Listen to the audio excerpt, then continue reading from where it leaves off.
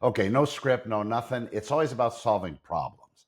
Whenever you have a business, that first question is, where are you positioned online? Do you have a website? I'm sure you probably do.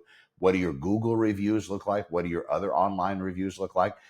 Are you behind other people that are in your industry? And I know that we never want to just keep our eye on what other people are doing, but in some cases, you can probably fix that reputation management score without much difficulty. And it's probably because you're not reaching out to people. And it's probably, if you are asking people to review you, you're not doing it in the way where you can also be a little self-protective from negative reviews and those sorts of things. But having a reviews management is important. Also, with that, what is your online appearance? Where are you posting? Do you have your particular places that you like to post content? And what type of content is it? Is it more of an educational spin? Is it more self-absorbed? Is it about your latest trip to Cabo, or is it about something that actually help the people that are trying to hire service providers or the product or whatever it is you happen to be selling? Is it something that's going to help them make better decisions? And then with that, what kind of content is it? Is it video? Is it image? Is it some kind of a podcast? Are you syndicated in those realms? And then let's say a person does reach out. Where do they go? How does that work? Do they call you? Do you have a form on everything? Do you have somewhat of a more interactive AI type app that is going to interview them and talk to them and get their information? And what if they respond at a time when you're unavailable? Maybe you're with clients, maybe you're asleep, maybe you're doing something else, but what's going to end up happening to their information and how quickly are they going to be answered? Now, I know that AI people say, well, it's not perfect and it skips and it messes up. It's pretty good. And in fact, in a lot of cases, not that we're trying to fool anybody, because that's the wrong way to approach it. If you want to have an AI system put in your business and then have me set it up so it lies and it says it's a human being, yeah, it's not going to work. That's just going to be horrible for your business once people find out. But if you're honest and upfront, and if the AI has all your FAQs, all of the facts about your business, all of the information, and the things that you want it to have, the price of whatever service you provide, how it works, how they can book on your calendar, and have them book on your calendar. Offer that person, the user that's interacting with the AI, of course, when you're not available and when your staff isn't available, but have them interact with them and say, we have a few slots coming up. What's like the best time for you? Let's start there. And then it says, well, Friday at 2 is pretty good for me. Okay, well, he's not available at 2, but at 3 o'clock he can. Would you like me to book that for you? Then they get their information and it's all set up by AI. The other thing that people are very much missing out on is on the social media channels. When you are posting this content that we talked about, more evergreen is probably better, but also timeliness is good too. If you have content that has to do with spring, for example, with what you do, maybe you're in real estate. Maybe spring is the time when a lot of sellers start to list in typical years, but maybe this year is different because of interest rates or because of the economy, because of something else. A timely post like that isn't a bad idea. But where do those people go? If they look at your post and there's no avenue for them to reach out to or to get something more of value, that's also somewhere you're missing opportunity. So you want to give something of value in everything you do. How is that going to happen? Well, you could use different forms. You can use a different lead generator. You can use an AI infused lead magnet, which is really, really cool because they'll be able to respond with a particular word. And you've probably seen this: respond deal or respond report or DM me with this particular word. The reason why that's set up is that's an automation I'll put in place. So when they do respond, the workflow takes care of it.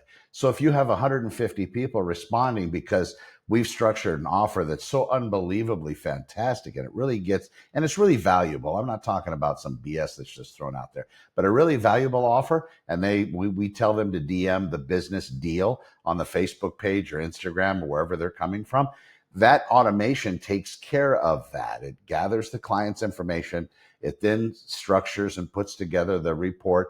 And it depends on how automated you want. If the report has to be timely, pulling on particular data, then we can set up something in N8N, which is a workflow generator, basically having the inquiry done, the report put together, and then sent. But usually the things that we're giving a value are something that are somewhat static. It was prepared, it's evergreen, and it gives them some kind of information that they're looking for. So when they respond, it generates all by itself all the way through because it's been automated and set up.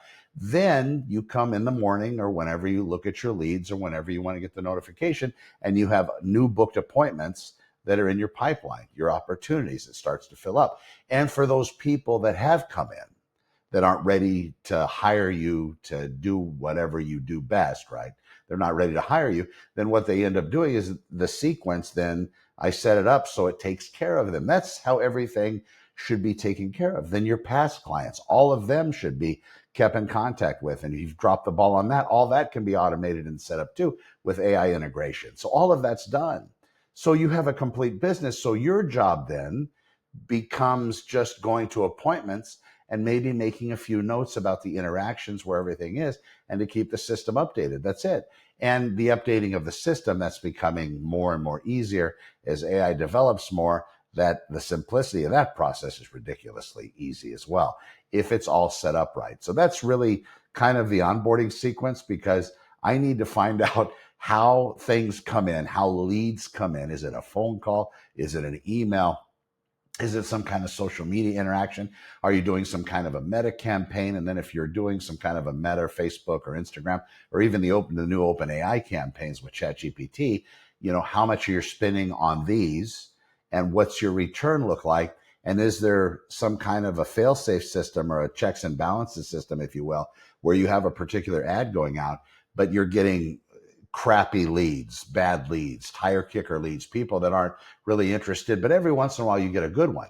Having a protocol or some kind of a pixel or a CAPI protocol in there that identifies why that one lead was different than all the rest, then that makes your return on investment a lot higher. Your ad spend goes down because the leads you're generating, while it's costing you the same, they're more accurate in nature for whatever reason. And that's how basically we have an opportunities pipeline, and in that pipeline, whenever the leads are good, whenever they're the ones that actually work out, they get put into a different section, a closed section, and then that communicates back with Meta and these other systems and lets them know, okay, this lead for whatever reason was just beautifully perfect for the business.